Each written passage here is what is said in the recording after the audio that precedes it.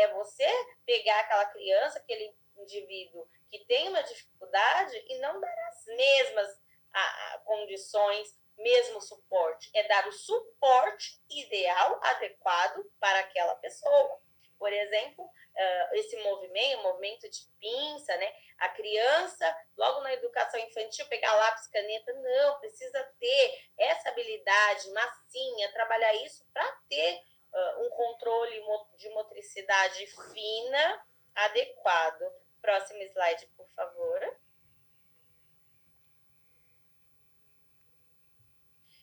Levantar hipóteses, que é de suma importância, que eu já disse tudo isso, acabei falando, né? Até o segundo ano é comum que essas crianças façam o que a Gi trouxe aí, né, Gi? 7 anos, aquela, né? A Vilma falou do filho, acho que o filho, né, de 2 anos, porém, ao segundo ano, mas toda criança tem um tempo, vamos deixar essa fala de lado. Por exemplo, estou com uma aprendente que hoje ele está no 5º ano, com 12 anos e com muitas dificuldades, não sabe nem escrever o seu nome completo. Então, assim, por quê? Porque a mãe no primeiro ano levantou, suspeitou, buscou ajuda, não teve o suporte, falou, espera, vamos esperar até o terceiro. Chegou no terceiro, vamos dar, pasmem, tá? Pasmem. Até o terceiro ano essa criança não teve suporte, vamos aguardar até o terceiro, viu que não deu certo, qual foi a alternativa que deram para a mãe, para a criança, vamos repeti-lo de ano, e essa é mais uma chance que nós vamos dar. Então, olha a questão, olha a falha, muitas falhas aí, muitas questões, né? Então, essa não tem que ser a solução, tá? Então, a gente precisa intervir com urgência, com emergência mesmo. Próximo slide, por favor.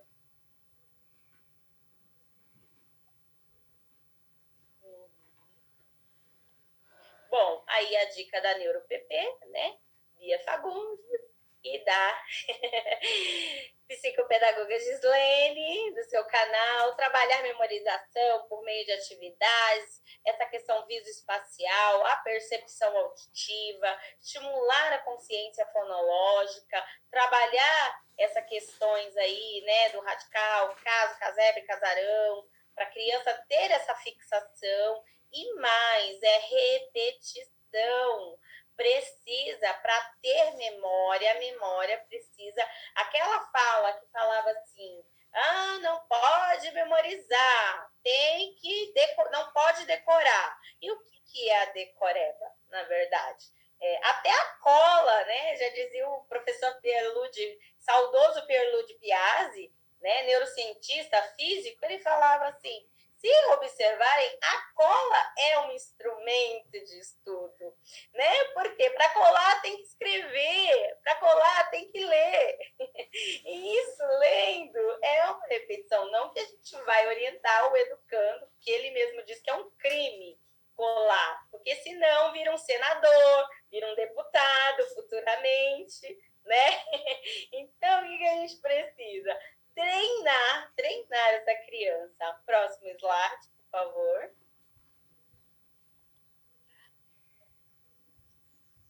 Certo, levantar hipóteses, mas devemos ter cuidado, tá? Cuidemos a intervenção junto aos alunos, ter essa percepção, verificar todos esses itens cuidadosamente. E precisa, diante de diagnóstico, hipóteses, levantar, verificar esses aspectos, por exemplo, como familiar, o que chamamos de anamnese, essa primeira entrevista, né? Avaliar quais as possibilidades de hereditariedade, de genética, porque quando a gente tem a ver a criança, mas quando a gente recebe a família, a gente acaba entendendo muitos critérios, muitas outras coisas que auxiliam no suporte, tá? A idade dos pais, a idade, porque a gente fala que o nosso, tanto a questão do cromossomo, do óvulo espermatozoide que vai formar, né, tem uma idade cronológica. E essas informações que vêm junto, então é preciso considerar a idade dos pais também, né, porque tem essa questão muito importante. Antes intervir, conhecer, intervir. O foco não é diagnóstico, o foco é intervenção. Se vai ter um diagnóstico, ou se vai fechar ou vai tirar esse laudo futuramente, mas que não deixe, não percam tempo, tá? Próximo slide, por gentileza. Essas dificuldades na vida escolar, que já foi falado, observado, essa lentidão ao escrever, a trocas semelhantes, tá? Dificuldade de compreensão de textos longos, a fala, questões também de socialização emocionais, tá? Tudo isso é importante verificar. Próximo, por favor. Aqui tem algumas dicas para os pais e profissionais que estão nos acompanhando, que podem usar material multissensorial, porque qual é o canal que faz com que o nosso sistema nervoso central, cérebro, faz com que aprendam, faça com que, por meio dos sentidos, as vias sensoriais, por meio dela e do que chamamos de neurotransmissores, que essas informações, a informação motora, é por meio delas que chegam até o sistema nervoso central, tá? Nós temos, além de tudo, o que falamos muito em cérebro, mas a gente tem um sistema nervoso periférico, tá? Que fica na coluna. Então, tudo isso, o movimento, o exercício, tudo isso é importante ter o estímulo, tá? Como que essa informação está chegando, processando, o estímulo, o tato, trabalhar o tato, a audição, tá? Vamos lá. A posição do professor, tá? Onde essa criança também está sentada, qual é a posição, se é próximo onde contém muito barulho, também verificar essas questões para facilitar, para que essa criança estimule essa competência, né, essa habilidade, ter estratégias de leitura e escrita, verificar, tá? Contação de história é um instrumento, é uma ferramenta de suma importância, porque a criança cria um repertório verbal, ainda que escuta, para que possa estar identificando, tá? Por que, como eu sei que Gislene não é com J, né? Porque eu vi, então eu memorizei que Gislene é com G. Então a gente precisa ter esse tipo de estímulo, tá? Repetição, é isso que precisa. Próximo, por favor.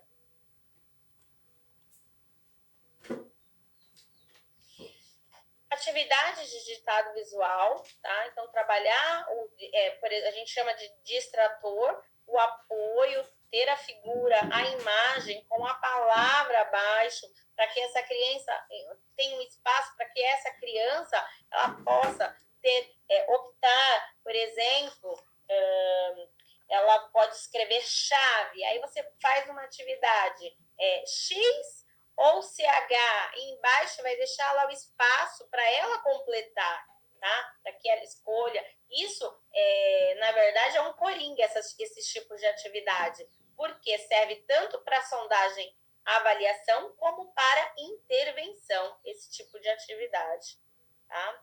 Trabalhando agrupamento fonético, jogos de rima, próximo slide, por gentileza.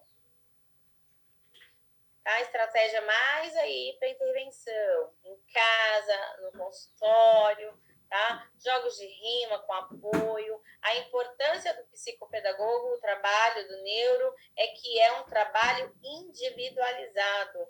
Em sala já é um pouco mais difícil para trabalhar o institucional com grupos, né? E a importância desse trabalho individualizado, certo?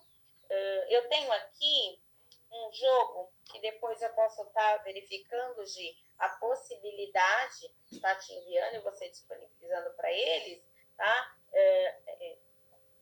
Onde está, olha só, existem vários desenhos embaralhados e a criança precisa trabalhar a questão espacial, quer dizer, aprende brincando. A importância do jogo é essa, é o prazer, que traz a criança para o seu contexto, que é a brincadeira, e aprende brincando, certo? E aí ela precisa marcar aqui para identificar a palavra associada, certo? Tem um outro joguinho que é a parte fonológica que trabalha, né? A gente pode trabalhar, vai trabalhar com fono, mas a gente pode também fazer esse tipo de estimulação, tá? Por exemplo, tem aqui as sílabas bo, do e to, né? Começa a figura, começa com uma toalha, certo? Tem a imagem, tem o distrator. Próximo slide, por favor, porque eu sei que eu estou no meu horário, tempo limite. Estou olhando aqui. Processo avaliativo, precisa disponibilizar o maior tempo para atividade. Professor, pai, treinem a paciência. Precisam treinar a paciência. Porque o indivíduo pressionado, quem que gosta de fazer algo sob pressão, né? E consegue ser bom? É muito difícil. Me apresentem, por favor, né? Então, é muito difícil mesmo. A estimulação da leitura, porque a leitura dá subsídio à escrita. A memória visual da leitura vai dar esse subsídio. Desafios, mas quando eu falo em ofertar desafios, eu estou falando de desafios possíveis. Você não vai, né, pedir para uma criança que está em processo. E um detalhe que eu quero uma observação que é importante, Gi, quando você for aplicar uma sondagem ou um processo de intervenção, respeite o nível que a criança está. Por exemplo, se a criança é pré-silábica, você não vai colocar lá um distrator em uma palavra completa, você coloca a letra inicial. Por exemplo, elefante. Você vai colocar a letrinha E, né? Então, para a criança ter esse tipo, treinando essa propriedade, tá certo? E mais uma vez eu quero lembrar, porque tem muito problema de ensinagem e não é problema de aprendizagem, né? Então, precisa sim ter responsabilidade. Eu sei que o professor, o pai, a mãe encontra muitas dificuldades. Meu filho, inclusive, ele falou na escola, ele viu um filme na época que ele estava no início, no final do Fundamental 1, ele assistiu Mãos Talentosas, acredito que muitos aqui já viram. E vocês observaram que aquela mãe, ela era analfabeta, ela não tinha, mas ela exigia. E o filho, até ele veio saber que a mãe tinha o problema do analfabetismo depois, muito depois. Mas o que essa mãe fazia? Ela não tinha suporte nenhum para ensinar ele a fazer a lição, mas ela cobrava rotina, e quando não vai ficar o tempo todo assistindo televisão. E hoje a gente percebe que as crianças ficam muito tempo na mídia. Tem a parte que é produtiva, tem, mas o excesso visual atrapalha a criança que está em desenvolvimento, tá? Então, essa questão é muito importante falar sobre isso, né? Eu gosto de trazer essas experiências, que foi um filme verídico, inclusive ele foi o primeiro neurocirurgião, né, das gêmeas lá, que fez a cirurgia e fez negro, né? Primeiro cirurgião negro que conseguiu fazer aquele tipo de cirurgia. Logo, ele tinha um insucesso se não tivesse o apoio ali, o suporte da professora, né? O suporte da mãe, ele não conseguiria ser quem ele é. Então, a gente conhece pessoas que têm dislexia, porque transtorno é algo curável. O que é curável, o que é tratável, as dificuldades. É importante frisar isso também, tá? Não há cura, mas a partir do momento que você minimiza qual é a falha, qual é a dificuldade.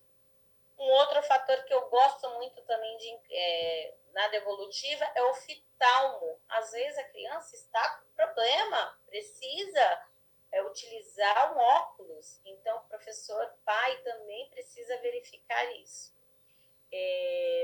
Próximo slide, por favor. Está aí. Eu quase estou, né? Acho que dentro do... Está aí Espaço Sinapses no Instagram. Costumo assim, sempre que posso, vídeos, dicas. Também a fanpage. Convido a todos que possam curtir, compartilhar. Está aqui a minha gratidão. Eu falo para a Gi que acho que nós temos uma missão.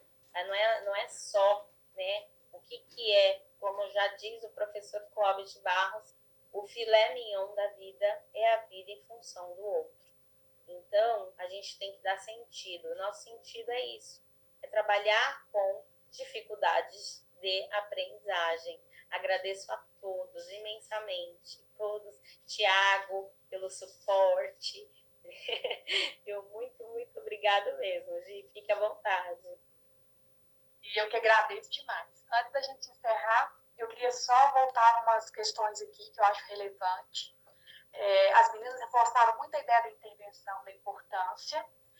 Vou falar a terceira palavra-chave, tá? Daqui a pouquinho, só um minutinho. A relevância, né, dessa intervenção, e é isso, né? Dentro da psicopedagogia e da neuropsicopedagogia, a gente utiliza muito uma diferenciação de avaliação e diagnóstico. Isso é algo que não é tão comum na nossa sala de aula. A gente utiliza muito no contexto da sala de aula a palavra diagnóstico. Avaliação diagnóstica, diagnóstico inicial. Então, às vezes, na hora que a gente acostuma tanto com essa fala da psicopedagogia que a gente fecha toda hora. Gente, a gente não fala diagnóstico, faz avaliação. Mas é nesse contexto da clínica, quando a gente se refere a um diagnóstico clínico mesmo, sabe? Não é esse diagnóstico que a gente faz na escola, que a gente tem essa, né, na perspectiva de uma avaliação diagnóstica. Então, muito bacanas as colocações, pessoal do Maranhão que está aí, né, participando, da Bahia. Tem uma fala também que eu achei relevante a gente comentar, que era a pergunta, acho que da Vanélia, deixa eu ver. Peraí, deixa eu ver se é da Vanélia. Ela fez uma pergunta, só achar aqui. Aqui. Né? Gente, é horrível para poder voltar assim, na hora da vontade de falar, mas acaba atrapalhando também para abrir. Deixa eu achar aqui.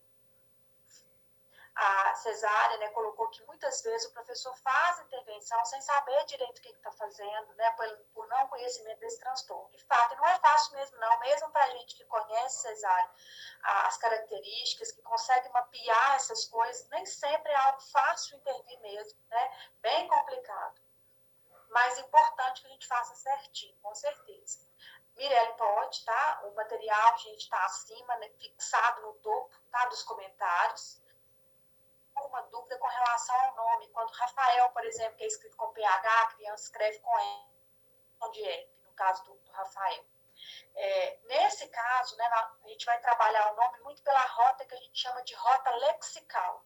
A gente aprende nome, não é fazendo o processo fonológico, Rafael. A gente aprende o nome por memorização. Por isso que crianças escrevem nome muito antes de ler. Né? Então, o processo do nome, ele é muito visual, lexical, que é uma rota que ajuda na leitura também. Que é as palavras que a gente vai visualizando com frequência e memoriza. No caso do nome, Flávia, seria isso. Né? Não é trabalhar o fonema, o som, né, da sílaba, a consciência fonológica propriamente. Mas é traçado que a gente vai memorizar. O Henrique estava contando, né, o tanto que ele é encantado por essa área da educação, da psicologia, né, da psicopedagogia, da neuropsicopedagogia. E ele ficou preocupado lá com fazer, né, essa intervenção, essa ação ali individualizada. A gente sabe, né, na realidade da escola, o tanto que isso é difícil, né? E aí eu super entendo a sua pergunta. Nessa hora, sabe, Henrique, que eu sempre falo, enquanto supervisor, enquanto alguém que está lá na escola, a gente tem pessoas na escola, às vezes como eventual, às vezes lá, sei lá, né? em vários contextos. Estou dizendo que não são importantes nos seus papéis, não, claro que são, mas às vezes pode contribuir muito para a gente, para possibilitar esse trabalho individualizado. Não o bibliotecário fazer a intervenção, mas às vezes o bibliotecário me auxiliar, acompanhar os meus alunos enquanto faz uma atividade, para eu estar lá na porta fazendo esse processo. Então, eu sei que nem sempre é fácil fazer isso no âmbito da escola, mas é uma necessidade a intervenção pedagógica ser uma prioridade da escola. É o que eu sempre defendo, tá? Bom, a Cesária também perguntou se depois de uma criança com 10 anos, depois que ela passou por um processo de alfabetização que transcorreu, entre aspas, normal, ela pode se tornar desortográfico. A desortografia é um transtorno neurobiológico, então ele não se torna, ele nasce, né? É uma condição mesmo neurobiológica. O que pode ocorrer é que a gente está falando de processos diferenciados